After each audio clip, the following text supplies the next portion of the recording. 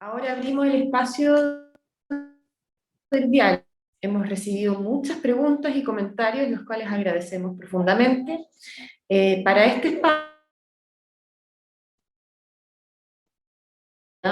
Desna Álvarez, directora del Colegio Pedro Poveda, Eduardo Sotojó, director del Colegio Santa Cruz de Chicureo, María Isabel Cabello Bravo, directora del Colegio San Viator.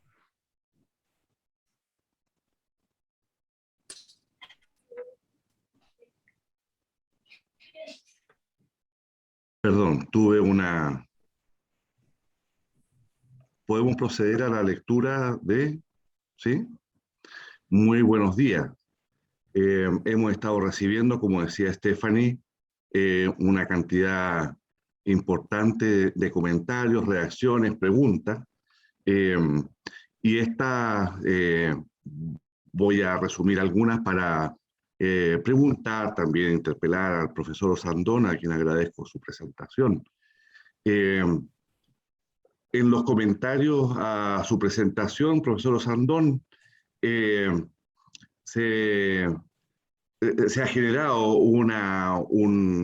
en algunas personas, la profesora Mariana Edwin y otras más, respecto de expresiones que usted eh, puso en torno a, a la participación de la Iglesia en la construcción de la educación en Chile.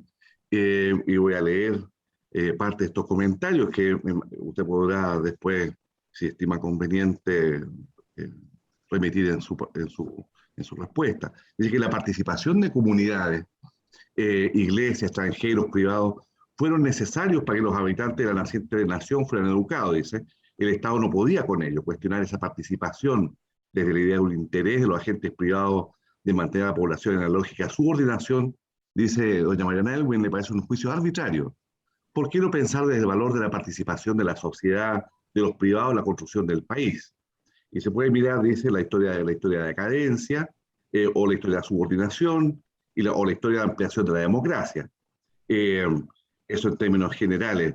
Eh, Hay también otros comentarios respecto de que al existir diversidad de proyectos educativos, eh, se supone que hay libertad de los padres para elegir libremente el proyecto que se puede elegir, y que necesariamente la mirada hacia el pasado, dice otro comentario, debe enseñarnos a mejorar nuestras relaciones actuales y futuras en la construcción de sistemas sociales más justos, amables y respetuosos. Y junto con estos comentarios que he tenido que resumir, surgen algunas preguntas que usted puede eh, eh, recibir. Me dice, si no es natural, como decía usted, la educación por parte de la comunidad social fuera de la iglesia, sino una concesión de acuerdo social, la Constitución debiera reconocer explícitamente el deber y el derecho preferencial de los padres en la educación de los hijos. El Estado tiene un rol subsidiario. ¿Qué piensa usted respecto de eso? Y luego, otra pregunta es cómo se avanza hacia una verdadera educación intercultural sin perder el sentido de la identidad local para entrar en el diálogo con lo global. ¿Cómo se entiende la escuela católica en este contexto? Una pregunta que ha sido comentada por los ustedes tres participantes, que les agradezco tanto también. ¿Y acaso la educación particular no es pública? Yo creo que tenemos ahí piso para poder conversar sobre eso. Eh, y le preguntan a usted, profesor Osandón, si los aportes de la educación, que es más o menos lo que decía doña Mariana Elwin, ¿considera que la Iglesia ha hecho algún aporte o solo ha sido un aplastamiento de las cosmovisiones diferentes? Y si acaso la referencia que usted hace a la CIP y a la Sociedad de Escuelas Católicas eh, ha generado alguna contribución en los últimos 151 años, dicen aquí. Y permítanme hacer una pregunta personal. Yo me quisiera saber cómo ven ustedes, usted particularmente, qué manera los proyectos privados no estatales debieran conversar y consensuar con los proyectos que la sociedad amplia genere en una nueva constitución. Dejo esto ahí para el profesor Luis Osandón, a quien saludo afectuosamente. Eh, ya, supongo que esta primera ronda es para quien habla. Y después vendrán otras preguntas para el resto de los panelistas. Doctor, hay tiempo limitado, así que son las Sí, sí, sí. 11 y tenemos las 11:30, así que Sí, no, gracias. voy a tomar un par de minutos nomás para puntualizar algunas cuestiones. Claro, uno en estas exposiciones es poco el tiempo para matizar, en fin. Mira, sobre el tema de la subordinación, y yo lo juntaría con el tema de la interculturalidad, yo creo que son hechos históricos, digamos, o sea, no, es casi una constatación, más que un juicio de valor, eventualmente, de que, o sea, iglesia y Estado en el mundo colonial era uno solo, ¿ya? Y el proceso lento y forzado y conflictivo de separación entre ambos mundos llega hasta el día de hoy, básicamente. O sea, entre élite y mundo religioso católico particularmente, es inevitable porque es parte de la historia. No estoy haciendo un juicio, estoy diciendo que, o sea, si el mundo colonial, 500 años, tiene ciertas características, digamos, desandar eso, o separar esos dos canales, digamos, es un trabajo cultural muy largo, ¿verdad? Um, y no por nada la educación católica en buena parte se lo reconoce como educación de las élites, ¿verdad? O sea, es así. Y que tiene un canal efectivamente de educación popular, ¿no? De educación para el, el, pueblo, digamos, en su lógica de analfabetismo y todo lo demás, todo lo que venía del siglo XIX. Lo que yo decía es que efectivamente, claro, o sea, todo eso tiene como un mismo código, porque cuando uno mira la experiencia del rol de la Iglesia Católica en el mundo mapuche, que citaba tanto don Tomás, claro, o sea, lo que ahí hubo es imposición finalmente de una cierta cosmovisión por otra, y lo que hubo fue desarticulación de las propias creencias de las comunidades, y eso fue así, no hay mucho que decir. Otra cosa es que hoy día la Iglesia eventualmente tenga una perspectiva muy distinta de aquello, que resignifique, vuelva a mirar y se vuelva a cuestionar, digamos, esa relación, ¿no? Porque es puntual lo que estoy diciendo, pero también es cierto que hoy día estamos efectivamente en este proceso, como decía bien Mariana, de pluralización de la sociedad, ¿verdad? Eh, que va en sentido contrario de lo que fue todo el proceso de construcción de Estado Nacional. Los Estados Nacionales efectivamente lo que trataron fue efectivamente construir homogeneidad, porque era una necesidad histórica del momento, ¿no? De construir esas instituciones, y eso implicó alfabetizar, construir la noción de chilenidad, adscribir a un conjunto de valores más o menos comunes, en fin. Entonces, desde ese punto de vista, claro, uno dice, sí, para excediéndome en el juicio, podríamos matizar. Ya, la Sociedad de Escuelas Católicas Santo Tomás de Aquino, se me había olvidado la segunda parte, efectivamente, claro, tiene un rol muy importante en su época y lo sigue teniendo, ¿ya? Eh, como muchas otras congregaciones religiosas, en fin, hay lo que yo decía, una agencialidad corporativa de distintas instituciones en la sociedad en general, no solamente desde el mundo católico, de incidir en la educación de la población, ¿ya? Si uno revisara cada uno de esos canales, digamos, cada una de esas trayectorias, uno puede también identificar ciertos elementos, ¿no? Educación para la vida del trabajo, en fin, hay como claves también que uno podría decir, bueno, ¿qué tanto de ruptura y emancipación? Yo podría, y hay mucho que uno podría traer a colación, la gran oposición que tuvo la Iglesia Católica con la escuela nueva, ¿da? Hay excepciones, ciertamente, el mismo Padre Hurtado, para no ir más lejos, pero en general la Iglesia Católica en los años 20 se opuso, pero radicalmente, ¿da? A un modo de educar centrado en la libertad del niño, digamos, por ejemplo. ¿Da? Hoy día diríamos como que es impensable pensar eso hoy día, pero en los años 20 era así. ¿Da? Las primeras reacciones frente a esas ideas pedagógicas fueron de resquemor, de rechazo, de decirse que esto nos viene a desordenar una lógica de un etos, ya que estaba dado por el disciplinamiento, estaba dado en ese sentido de la subordinación, ¿no? Al orden. ¿Ya? La Iglesia Católica, digámoslo, o sea, inevitablemente siempre durante todo el siglo XIX estuvo asociada al mundo conservador. Es así, no estoy diciendo, no estoy diciendo juicios, nuevamente, estoy diciendo, fue así.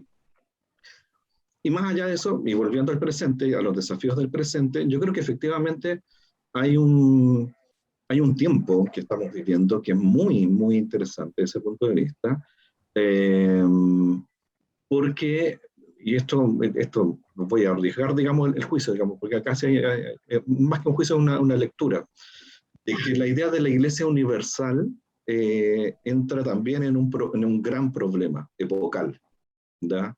con esta pluralización global, ¿ya? Donde uno entiende de que hay distintas tradiciones espirituales, religiosas, culturales, en fin, el afán de la universalidad, de la evangelización por universalización, quedan entredicho, ¿ya? Con todo lo que está pasando hoy en día. Y por tanto, lo que creo que no soy nadie para decir esto, digamos, pero claro, le genera una tarea a un cierto mundo religioso de decir, bueno, ¿cómo me resignifico en este mundo de pluralización donde la pretensión de universalidad tiene serios conflictos, digamos, serias posibilidades de existir? ¿Ya? Entonces, frente a eso, claro, hay que volver a repensar ciertos principios de cómo se actúa en la sociedad. Y en ese sentido, me parece que lo que don Tomás dice, me parece que son cuestiones muy interesantes respecto del valor de la reflexión y del etos religioso católico puesto al servicio del común, ¿ya? Y en eso yo defiendo inclusive, ¿ya? La idea de que hay diversas tradiciones espirituales, distintas formas de cultivarse en sí mismo, ¿no? O sea, de saber quién es uno, ¿ya? Y en eso la tradición católica tiene una tradición muy potente, tiene algo que decir al respecto, ¿ya? El tema es que cuando se confundió eso, digamos que tiene que ver con el conocimiento de sí y la forma de vivir con otros, con la doxa, ¿ya? Después con el catecismo, claro, se defonda un poco la idea de qué tanto me conozco yo en mi proceso de la niñez a la adolescencia al mundo adulto, para obrar en esta vida buena, digamos, que promueve el mundo católico, que yo suscribo. Yo tengo formación católica, por cierto, familiarmente. Ya tengo un etos católico también de por medio, tengo súper claro aquello, pero también entiendo de que hay otras espiritualidades que son súper interesantes y que son muy interesantes de conocer, dialogar, reconocer, ¿ya? Cuando uno entra en ese diálogo, y me parece que el mundo católico sí ha hecho ese ejercicio y está haciendo ese ejercicio, ¿ya? Uno entra en una lógica un poquito más de iguales, ¿no? No la pretensión de la superioridad con respecto a otras que son las paganas, entre comillas. Yo creo que eso también se acabó, ¿no? O sea, la idea de lo pagano como figura no tiene mucho sentido idea porque uno reconoce que hay formas y trayectorias histórico-culturales de comunidades que han desarrollado ideas tan potentes como las que mencionaba don Tomás también nuevamente, digamos, del mundo mapuche que tiene una relación con el mundo natural que es muy potente, ¿verdad? Y que puede estar al servicio del común, también muy interesante, ¿verdad? Cierro con esto. El tema es el Estado. ¿Qué hace el Estado con todo esto? ¿Verdad? O sea, ¿qué hace el Estado para promover una forma de construcción donde las comunidades, las tradiciones culturales, los relatos identitarios tengan un espacio de expresión propia a la vez que se construya lo común, que es con lo que cerré la presentación en mi primera parte? Me quedo ahí porque sería largo y podríamos estar discutiendo varias de las cosas y matizar mucho de lo que estoy diciendo, pero por ahí van mis apreciaciones. Eso. Gracias. Gracias. Entiendo de sus palabras un llamado a la convivencia, a la convivencia amplia, Claro. mucho más que a esta doxa que decía usted, que no solo es religiosa, también es social y laica, también hay una doxa laica, y que laicizante también. Entonces, yo creo que aquí le agradezco mucho este llamado a la civilidad y la convivencia. Ahí.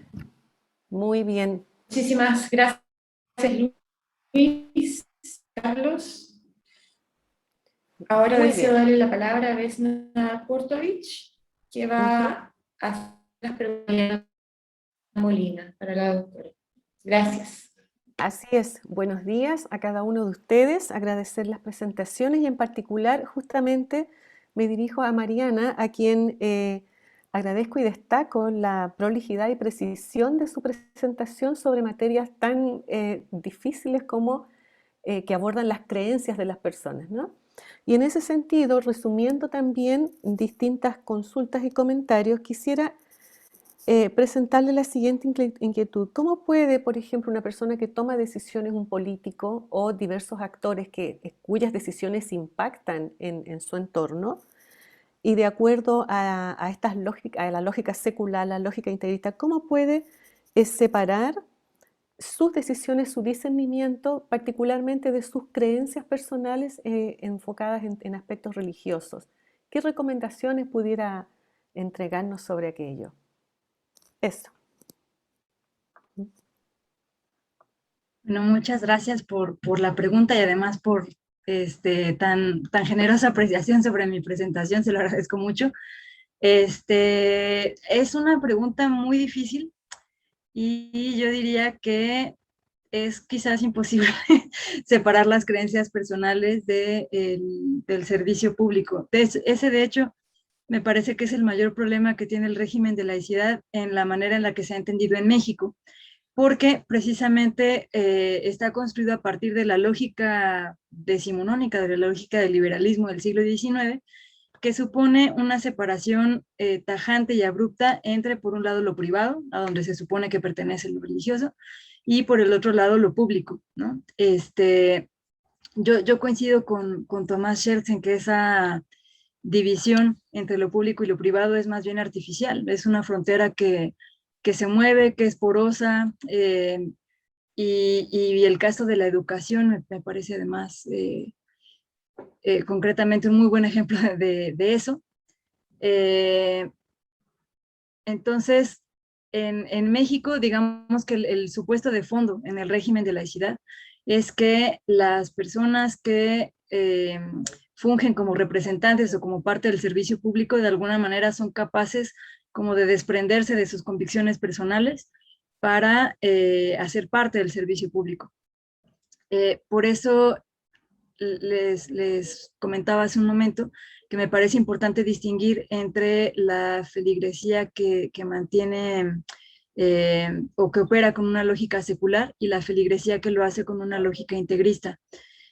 Yo no me atrevería a decir que una forma de creer sea correcta y otra sea incorrecta. Lo que sí quisiera platicar acá es que la secularidad ciertamente me parece que permite que haya un diálogo más abierto entre personas y grupos plurales. Eso sí, ¿no? Entonces, digamos que resulta más problemático en términos del régimen de laicidad una persona que es creyente a partir de una visión integrista y que luego, por ejemplo, pasa al poder legislativo o que diseña políticas públicas, que una persona que es creyente pero secular, ¿no? Porque entonces esa persona que es creyente pero que opera con una lógica secular no pretenderá llevar su moral específica y particular a las leyes, por ejemplo, ¿no? O a las políticas públicas o a las instituciones. Entonces, bueno, la verdad es que no tengo una respuesta como muy concreta a cómo podría hacerse, pero quizá una de las recomendaciones sería hacer explícita cuál es la postura de cada persona que forma parte del servicio público o que funge como representante, ¿no? Porque entonces, cuando menos sabríamos el perfil de esa persona y cómo llevará a cabo ese ejercicio del servicio público, cosa que no ocurre, por lo menos en el caso de México actualmente. Gracias. Muy bien. Gracias, Mariana. Ciertamente que estos ejercicios también nos invitan a acoger la mirada del mismo Jesucristo, que fue el más inclusivo y que no separó a nadie de su invitación y su propuesta de vida. Por lo tanto, llamados todos a hacer este ejercicio y no sentirnos que nos apropiamos de una verdad dogmática y sin transar. Gracias, Mariana. Muy buenos días a todos, mi nombre es Eduardo Soto. A mí me corresponde hacer la pregunta al padre Tomás. Bueno, padre, primero agradecerle su presentación. Usted habló de la educación laica, en esta educación laica que abraza este sentido de pluralismo y de distintas concepciones del bien. También esta laicidad vista como esta disposición mental que habla usted de estar siempre abierto a otras verdades. Frente a esto hay una pregunta, Alexis te quiere preguntar, ¿por qué la Constitución tiene que monopolizar e incluir en ella la religión católica? ¿Esta es una obligación de la enseñanza?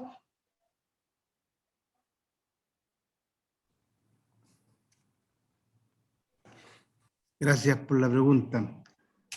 Más bien, mi afirmación fue que no, digamos, ¿eh? O sea, sí, claro.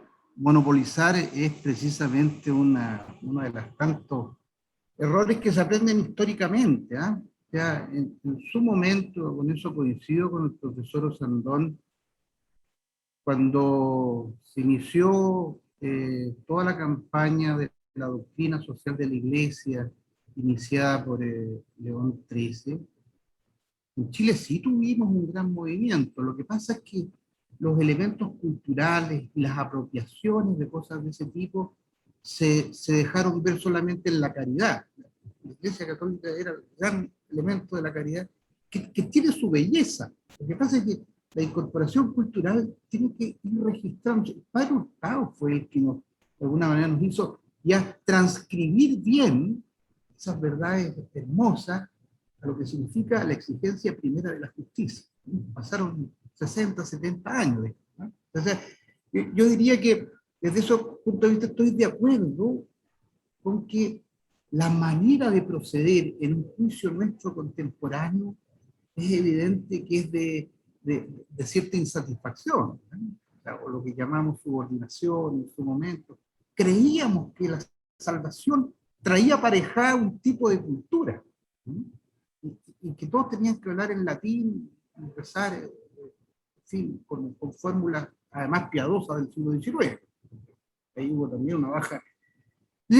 Yo diría que el elemento como universal, del que aprovecho también de rescatarlo, es el elemento, en el fondo, para nuestra cosmovisión religiosa de lo que significa, en el fondo, si nosotros tuviésemos que ir al núcleo fundamental, que es Jesucristo, su dimensión oblativa, lo que llamamos, ¿no es cierto?, la unión del cielo, la tierra, por decir algunas figuras, son figuras que se van transcribiendo también. ¿Sí? No se puede evangelizar solamente con un formato cultural, pero sí se puede evangelizar. Es decir, pedirle al Estado prestado un formato más o menos establecido culturalmente para que todos lo reciban, eso es un error muy grave. Pero eso no se puede, pero eso no quita que evidentemente, incluso con un cultivo, la palabra cultura viene de cultivo, tiene una transformación natural, con las experiencias culturales que se van teniendo, no podemos sino establecer la mirada, como uno, por ejemplo, puede verla cuando el cura habla de su manera de conocer las tormentas que destruían árboles, como el azul, que de alguna manera tenía que inspirar cierto respeto. Ese tipo de cosas no son mitológicas, en el sentido de que ya son preilustradas. Son figuras culturales a las cuales hay que atender. Eso no va a quitar el hecho de que uno, desde la perspectiva religiosa, vaya otorgando elementos que además se decantan. Ahí está la famosa discusión de Ratzinger y, se acordarán ustedes, y Habermas, ¿eh? Es posible, con el lenguaje cultural que nosotros tenemos, aportar. Pero evidentemente, cuando hablamos de los derechos humanos, vamos a tener que comprender de que hay una nomenclatura más ilustrada para expresar. Ese tipo de cosas yo creo que pueden ser dialogables. Se puede entrar en juego, ¿no? Que nosotros llamemos a todos hijos de Dios, o nosotros somos todos expresiones hermosas de la Pachamama, tenemos elementos de conjunto. Dice, con esto yo no estoy renunciando a mi especificidad religiosa y cultural, sino que más bien estoy tratando de transmitir, establecer puentes. Yo creo que curiosamente el mundo occidental cristianizado tiene mucho respeto por el mundo oriental, entra a una pagoda con más respeto que cuando entran a un templo. Lo que pasa es que se acostumbra a una forma distinta, pero la religiosidad está. ¿Eh? Lo mismo creo yo que es lo que desautoriza y que fue también un intento, ¿cierto?, de la ilustración, de poder querer establecer todo con un prisma. Yo creo que eso está pasado también. Está pasado de moda. O sea, yo diría que es una cuestión que no calza. Yo diría que el aporte de la educación puede ser bien, suena como quimérico, ¿eh? Pero sí es necesario poder conocer al otro bien. ¿Cómo lo hace el Estado con eso? Y ahí coincido con el profesor Sandón. Yo no tengo una respuesta tan clara, pero sí la intuición de que hay elementos comunes y yo creo que el Estado tiene que apoyar. Para algunos va a significar eso plata. Puede ser, sí, también. Pero establecer cómo esas culturas en el fondo son un aporte para un proyecto en el cual todos estamos trabajando. Por eso yo hablaba de la libertad negativa, la libertad de proyecto. No se trata del proyecto de los años 70 para construir un socialismo, digamos, sin clase, etcétera, etcétera, que en su momento tenía una raigambre popular y una intención además que es interesante. Acuérdense que de los grandes, no digo pensadores, pero representativos del Partido Comunista eran de origen católico. La María Maluenda, Andrés Sabela, el poeta nortino de Antofagasta, era porque tenían un proyecto que les encantaba. Pero no quiero con eso bajar el ropaje católico, ¿eh? Yo no apuesto eso, pero creo yo que el Estado tiene que hacer otro. El Estado, más que tener una religión, el Estado tiene que colaborar con esas culturas para ese proyecto, ¿eh? Y diría que ese es como la transposición más real. Y con esto no estoy queriendo decir, amedrentándome en mi identidad católica, todo lo contrario, redescubrirlo de la mejor manera. Yo creo que en el fondo el Estado tiene una gran responsabilidad con esto que yo he llamado el ítem gratuito, perder el tiempo. Como dice Humberto Giannini, en el VAR somos todos expertos, pero nos falta, digamos, todavía esta dimensión religiosa que yo creo que está puesta en tantos lugares. La fórmula es la que me interesa a mí, y por eso estoy como tan pendiente también del trabajo constituyente, y yo creo que ahí podemos aportar mucho también, mucho. No soy alguien muy experto en la materia técnica, eso lo tengo que reconocer. Está por ahí Mariana Elwin, que ha hecho un gran aporte, yo creo que ella pueda lograr captar las dimensiones incluso que hoy día se denotan, el Estado subsidiario. Yo creo que es una cuestión indispensable, ¿eh? Dejar también espacios, ¿eh? En que en la educación, por ejemplo, o en la figura de la comunidad, hemos olvidado las juntas de vecinos, hemos olvidado los cabildos de organización de plazas, de quien habló Andrés Recasén ya hace 30 años atrás. Pero son elementos intermedios que son propios de la cultura. Es decir, elimino, yo no soy de esa idea. Tenemos un patrón cultural que yo creo que hay que respetarlo. Tenemos una figura que por el tiempo y la historia también, el derecho público, que son las asociaciones religiosas, yo tampoco las descartaría de raíz, ¿eh? Pero sí creo yo que no podemos olvidar en el fondo lo que hemos olvidado, es otra cosa. Eso, gracias.